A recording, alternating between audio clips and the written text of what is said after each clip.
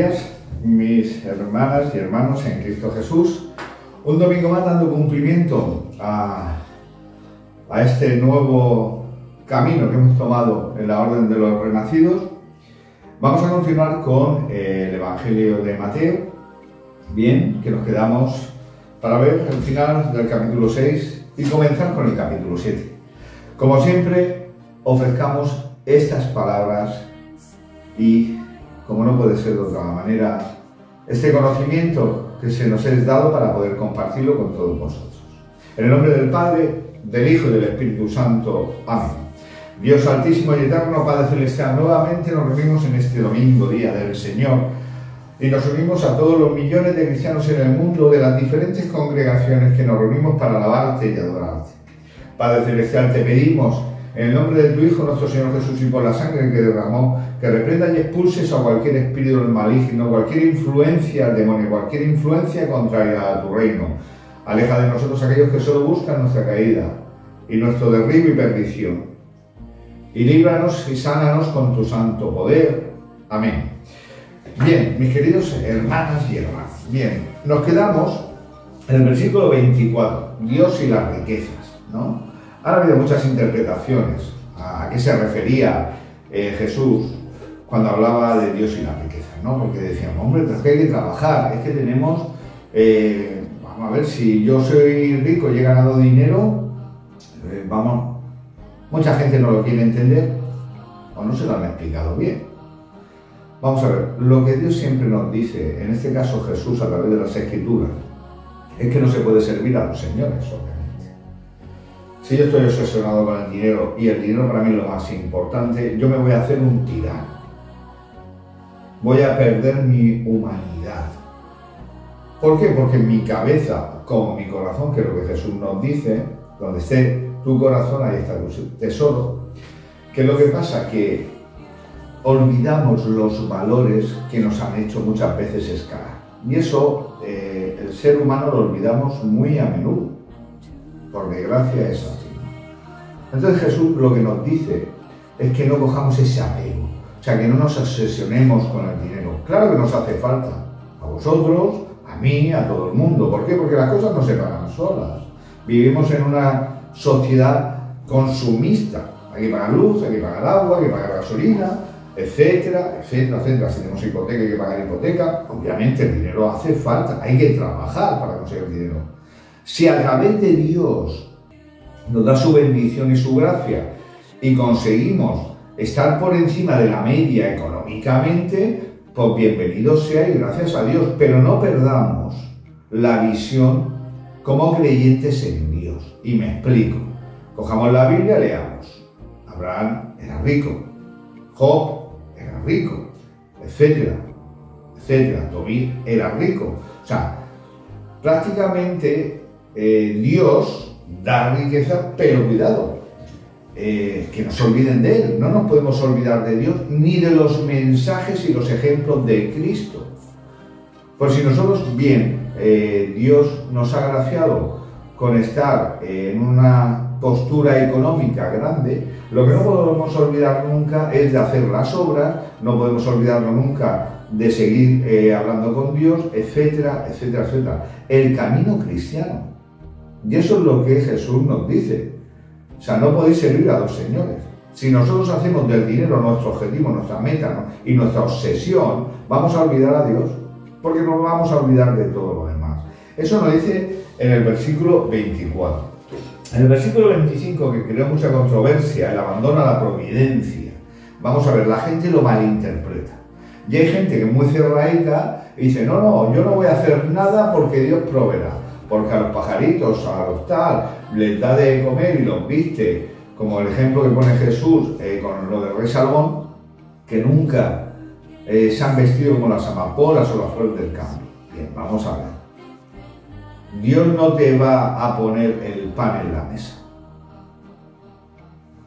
¿Vale? Partimos de esa base. Nosotros tenemos que colaborar con el plan de Dios. O sea, vamos a ver. Dios lo que no quiere son gandules. No quiere mansos, que nos quedemos, aunque Él diga manso de corazón, pero no manso de que me quedo en casa en el sofá viendo la tele y que el Señor me va a poner el plato de comida. Eso no existe. Hay que trabajar.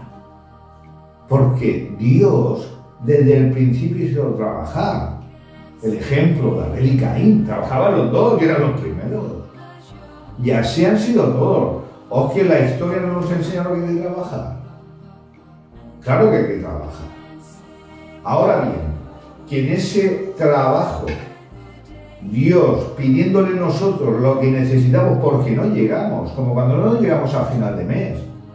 Dios lo que no va a hacer es meterte en tu caja fuerte ni en tu banco X cantidad de dinero para que lo tengas. Pero sí puede facilitarte y abrirte puertas y caminos para que tu trabajo vaya en aumento y te permita los recursos económicos que tú necesitas. O yo. Eso sí lo puede hacer Dios, porque Dios abre muchas puertas. Entonces, abandona la providencia, es decir, de que Dios está ahí. Si nosotros cumplimos, Él cumple. Y lo he dicho en otros vídeos anteriores. Vamos a ver, si yo me contrata hoy una empresa y mi jornada laboral son de 42 horas, yo llego todas las mañanas puntuales, yo llego todos los días, me voy a mi hora, al final de mes tengo mi sueldo. Con Dios es igual, si yo cumplo con Él en el camino que Él me manda y yo estoy con Él firme, claro que le hará para que las cosas me vayan bien. Eso no significa que no haya baches, porque los vamos a tener. Pero los vamos a tener porque nosotros, en nuestra imperfección, vamos a tropezar.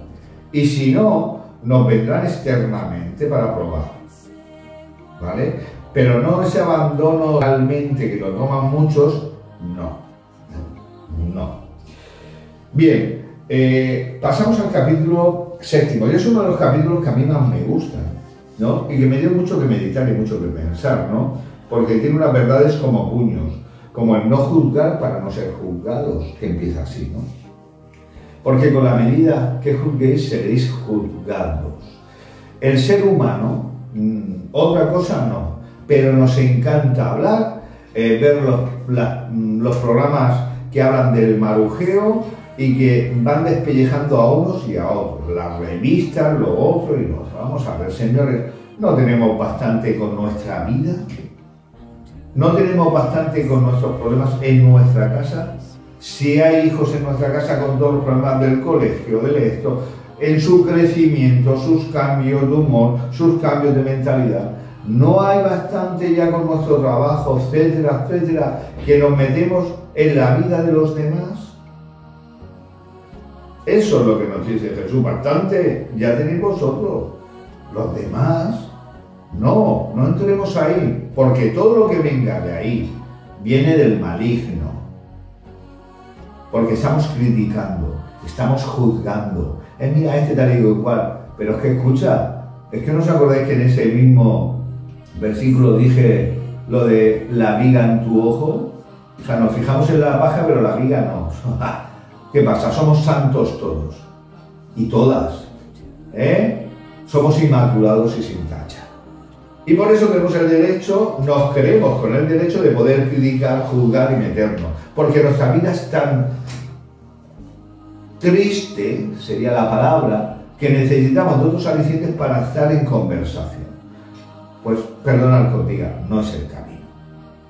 Hablar de otras cosas, hablar del tiempo, hablar de 1000 situaciones que la vida nos regala, hablar de sí, de uno mismo. Mira, hoy me ha pasado esto, me ha pasado aquello. Hablar de lo que queráis, que hay 1000 razones para tener palabras para poder hablar, pero no juzgando ni criticando a otros.